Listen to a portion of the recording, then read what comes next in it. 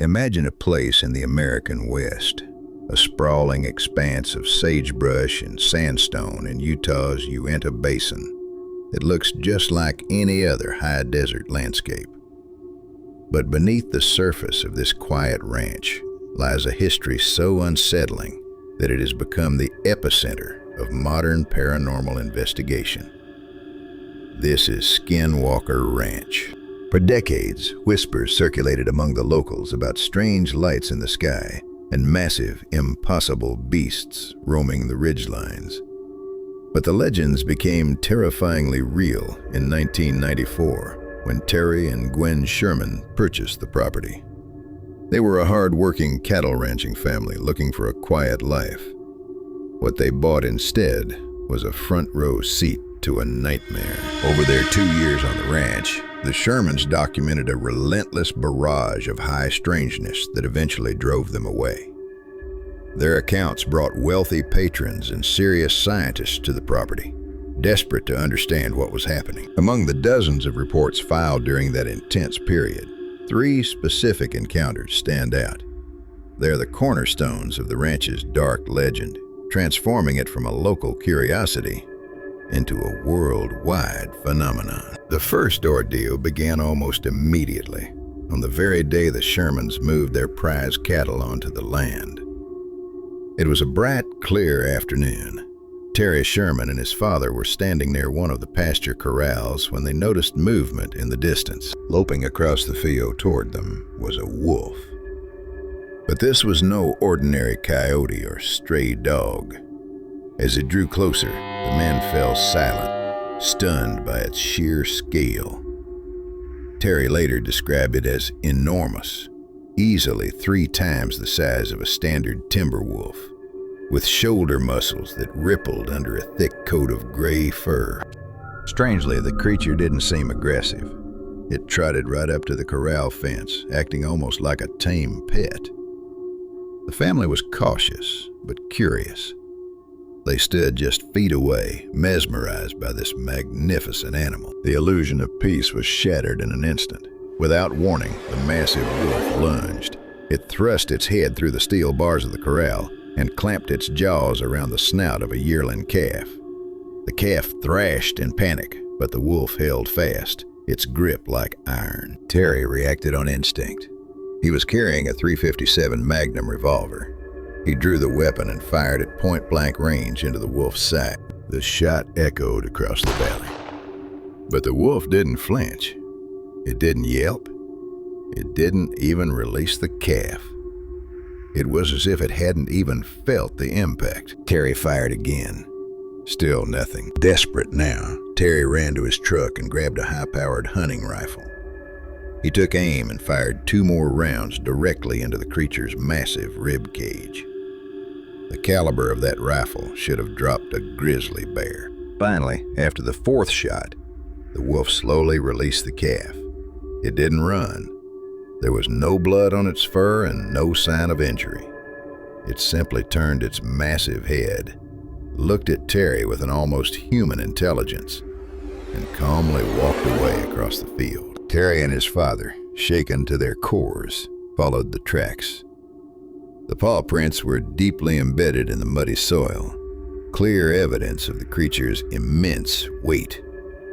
They followed the trail for about 100 yards until they reached the center of the field. There, in the middle of open ground, the tracks simply stopped. The mud ahead was completely smooth. The giant bulletproof wolf had vanished into thin air. As terrifying as the wolf encounter was, the Shermans soon learned that the ranch held darker, more tragic secrets. The second story is perhaps the most heartbreaking of all their reports. It happened late one night while Terry was out checking on the herd. The ranch was plagued by strange aerial phenomena, and on this night, Terry spotted something hovering near a grove of trees. It was a glowing blue orb, about the size of a baseball. It wasn't drifting aimlessly. It was darting around the heads of his cattle, with intelligent, deliberate movements, spooking the herd. Terry had his 3 prize-winning cattle dogs with him. These were blue heelers, animals known for their absolute lack of fear. Upon seeing the orb tormenting the cattle, Terry gave the command, and the 3 dogs tore off into the darkness, barking furiously in pursuit of the strange light. The blue orb retreated into a dense thicket of Russian olive trees, and the dogs followed it straight in. Standing out in the field, Terry heard the chaotic sounds of the chase. The barking grew more intense, more aggressive, and then, suddenly the sound changed. Terry heard 3 distinct, agonizing yelps. 1 for each dog. Then there was total, suffocating silence. The crickets stopped chirping. The wind seemed to die down. An overwhelming sense of dread washed over Terry. Despite being an armed and experienced rancher, he found he could not force himself to walk into that dark thicket. The fear was primal. He retreated to the house and waited for dawn. When the sun rose, he returned to the grove of trees. There was no sign of a struggle. No blood, no fur. His loyal dogs were gone. What he found instead forever haunts the lore of the ranch. In a small clearing within the thicket, there were 3 perfect circles of scorched earth, and in the exact center of each blackened circle sat a small, inexplicable pile of black, greasy goo.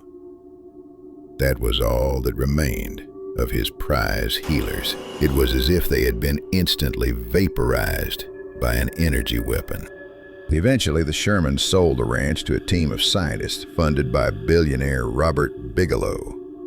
They established the National Institute for Discovery Science, or NIDS, to bring hard science to the paranormal claims.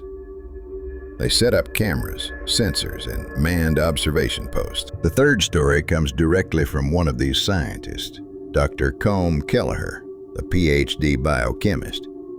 His account lent a terrifying credibility to the ranch's reputation.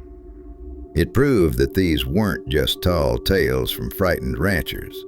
Highly trained observers were seeing the impossible too. On a freezing night in March of 1997, Dr. Kelleher and another investigator were on surveillance duty near a section of the property known as the North Ridge, a hotspot for activity. They were scanning the tree line using high-generation night vision binoculars. Kelleher swept his optics across the dark landscape. Suddenly he stopped. Approximately 50 yards away, perched silently in the high branches of a cottonwood tree, was a figure. Through the green glow of the night vision, Kelleher could see it was large and vaguely humanoid. It was watching them. Kelleher lowered the binoculars and looked with his naked eyes. He couldn't see the body in the dark, but he could see the eyes. 2 large, penetrating yellow orbs were glowing from the tree branches, staring intently back at him. They didn't reflect light like an animal's eyes.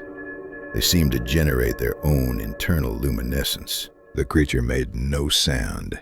It just sat there, a massive, impossible predator, observing the scientists. Feeling an immediate threat, the team decided to fire a warning shot.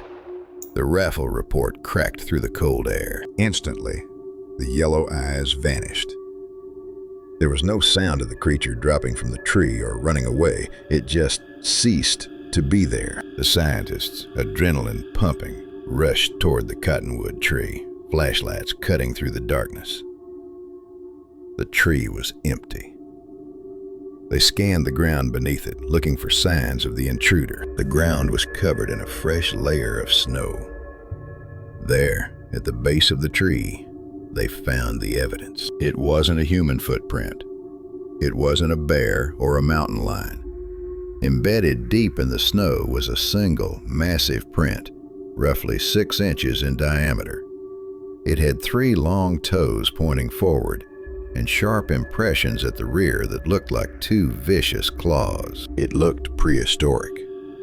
It was the footprint of a massive raptor, something that should have gone extinct millions of years ago.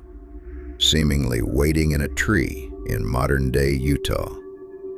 Like the wolf and the dogs, whatever made the print had vanished back into the mystery of Skinwalker Ranch, leaving only questions that science still cannot answer.